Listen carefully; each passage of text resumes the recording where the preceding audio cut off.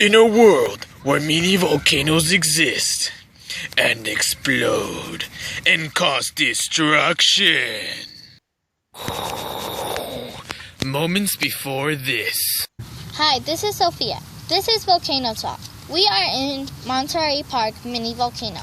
This volcano is about to erupt because the temperature is hot around the mini volcano. Oh,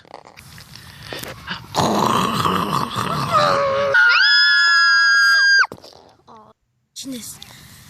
Run away! Ah! That was gonna kill us all! Ah! Wait.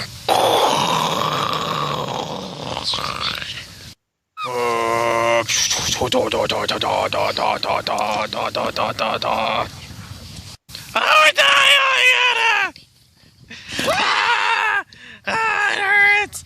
It burns! Help! Help! Somebody help me!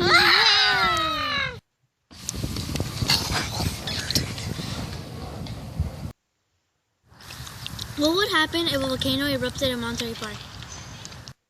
Basically, what would happen if a volcano erupted in Monterey Park is that schools and buildings and houses will get destroyed and people will burn to death. What would happen if a bottle touched lava?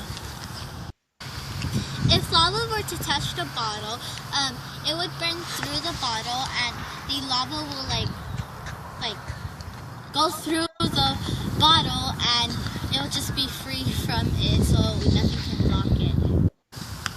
How hot is lava? Lava is about 650 Celsius to 1,600 Celsius. What is the tallest volcano? The tallest volcano is Mauna Kea in the state of Hawaii. How fast does lava flow?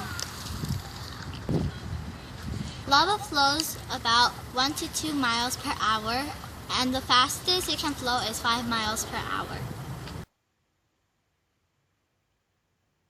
Basically, what would happen if a volcano erupted in Monterey Park is... Oh, stop! It's just making funny faces.